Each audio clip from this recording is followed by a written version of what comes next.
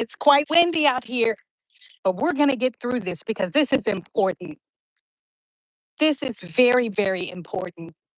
I am the Roz Booker, and I am your real estate ninja. Like a ninja and an engineer combined. I am your real estate ninja. That's right. This June will make 30 years. Oh my goodness, yes. And I started in pre-K. Yeah, in the wind. I know it doesn't look like it, but yes, I have been in the real estate industry here in the North Texas area just shy of 30 years. Can you type 30 when you come into the room? 30. And you can celebrate, you can clap it up right there.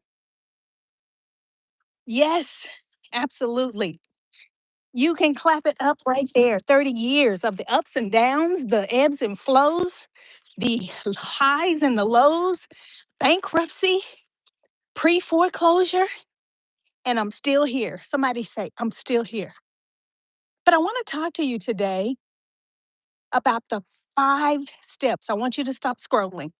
The 5 steps to the home buying process. This is really crucial. I don't know how many times that I've been in casual conversation with people who didn't understand that they were one transaction, one good habit, one final decision away from being a homeowner. And first of all, let me tell you about the benefits of home ownership. I'm not trying to sell you a pipe dream.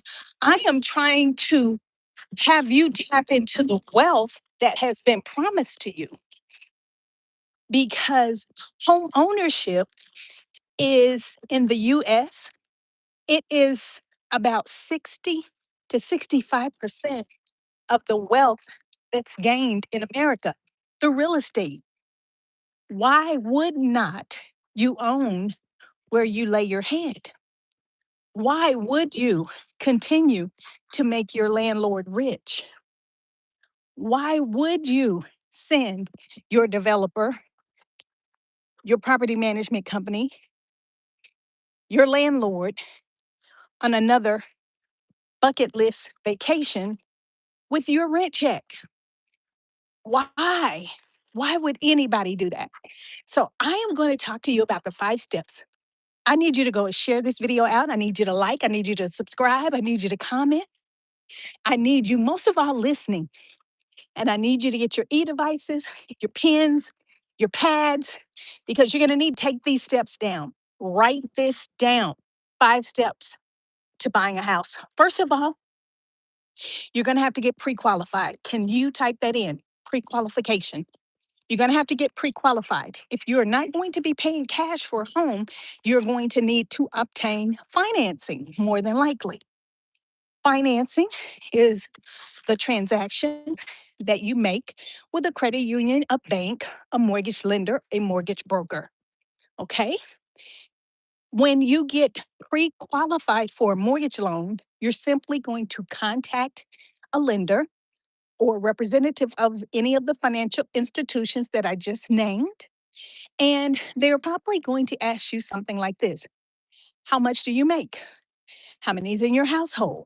Okay. What is your gross income? What do you think your credit score is? They're going to probably pull one credit report, right? How many credit bureaus are there that report your credit? 3. They will more than likely only pull from one bureau. Why you need to know that is that one pull from the one bureau is not representative of what underwriters look for in terms of your credit score. They're looking for the middle score, right? They're looking for the middle score, not the highest, not the lowest, but the middle score from all 3 bureaus in order to get a qualifying score. Okay. So I know the next question is, well, what does my score need to be? I know some lenders who will go down to a score of a minimum of 580. 580 is a low score. 580, and I'm going to be honest with you, is not a good score, but it is a score that can get you in the door to home ownership. Now, if your score is low as 580, it may cost you more to borrow the money because you are now considered high risk. So, not only would the cost of your loan be more and your fees, but even your interest rate is going to be higher. You probably are going to have a larger down payment to offset the risk that the lender has to take. So that is step one. Write this down, pre qualification. And if someone would be kind enough to write in the comments, step one is pre qualification. Well, pre qualification is just a knock on the door. You're not in the house yet. You still have to be, here's step number two, pre approved. Can someone type that in for me? Pre approved. Pre approval is when you fill out a full application for a mortgage loan. And let me let the speaker go. And you substantiate or prove everything that you put in the application, such as you'll have to upload your bank statements, your pay stubs. The lender will verify your rental history, your job, they'll verify your income. So once all of that is uploaded online, because every loan process nowadays is done online, right? So after you substantiate and you upload all of those documents, sometimes their system will give you an automatic approval where you don't have to send a paper file to be reviewed page by page to an underwriter. But if there are some conditions, maybe there was a sickness, maybe there was a job loss, maybe there was something on your credit that would need to be explained. And in that case, you may have an approval with conditions. And those conditions could be that you A, prove the illness, or B, write a letter of explanation stating what the hardship was during that time. That's just one example. Now, I have been asked, well, what if I have student loans? What if my student loans are deferred? What if I'm in default on a student loan? What if I owe child support? What if I have a broken lease? All of these what ifs. Well, not all lenders are created equal. Some will take the greater risk, but I want to high level just tell you if you owe the government $2, you have to pay that $2 back before an underwriter will give you a loan or approve you for a loan. So, child support, any judgments, any IRS liens, any student loans, yes, must be paid. So, what did we say step one was? Pre qualification. What did we say step two was? Pre approval. Once the pre approval has been issued by the lender, they will give you what they call a commitment letter or a pre approval letter. This is going to state that they have reviewed your information and they're going to check whether you have made an official application and whether they have verified all of your assets, etc. And they will give an arbitrary number for an interest rate. Why I say arbitrary? Because just like the stock market, the interest rates every day, all day. So, not unless you secure a lock program, that interest rate could change. Now, People ask, should I get a fixed interest rate or an ARM, an adjustable rate mortgage? Well, that depends on your circumstance. But I will say, beware and understand fully how adjustable rate mortgages work before you decide to get one. Because just because it's low in the inception of your loan doesn't mean it's going to stay low. But if you have a plan to only be in that house certain number of years, then you could have a plan to move or buy yourself out of that specific arm. Pre-qualification, number one. Pre-approval, number two. Number three, the third step is going to be the consultation. Can you type that in for me?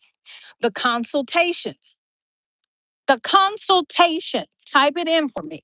Step three is the consultation. The consultation is with you, your real estate agent or broker, and possibly your mortgage lender. All three should meet together. Now, I know people really don't like doing that because they want to do everything online and they want to meet online. I'm from the old school, new school. I love technology, but when you're talking about spending or making a financial purchase that could be the first or the second largest in your life, I want to know that I'm dealing with a real person. What about you?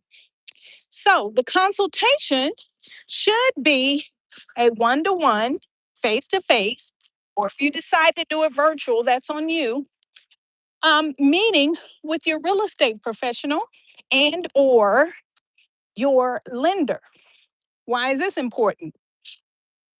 This is where you talk about your wants and your needs. I can say wants and needs because what you can afford and what you want could be two different things, right? And 9 times out of 10, there's a lot of people, champagne tastes on a beer budget. That's just how it always happens. So, step three, the consultation. After you consult with your professionals, you'll have a good understanding. You'll have a good understanding of the type of home that you want to buy. And then you, step four, would go and view the homes. So, step four is viewing the properties, touring the properties. Now, I might add, with your consultation, you're going to be signing a written agreement with your professional.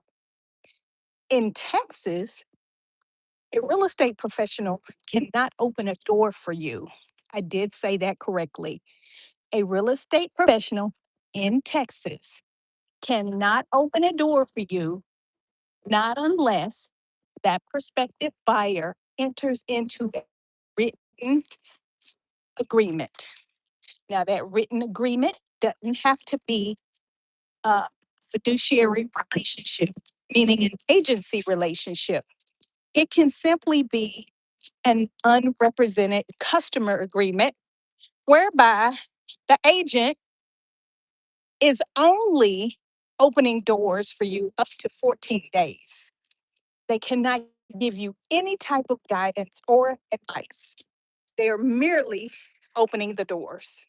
So they're not going to be able to answer any of your deep questions about the market, anything like that.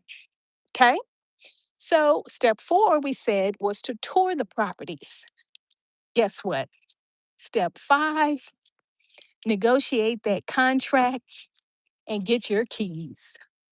Step five, negotiate that contract, get to closing and get your keys. I need you to understand that within those 5 steps, did you know that there are about 75 to 100 processes or touches among several entities that have to be in alignment and agreement. And that's why your real estate professional needs to be on top of it. There's so many deadlines, so many timelines, and so much that has to happen on your behalf to get you what? From the idea phase to key phase. So I hope this has been educational. When you come back for the replay, I want you to talk to me, say something back, subscribe, like, comment, share this out. And I can't wait to serve your real estate needs. Roz Booker, I am your Texas ninja near in real estate. Ninja near. Okay? You have a wonderful, wonderful morning, afternoon, or evening to you. Bye bye.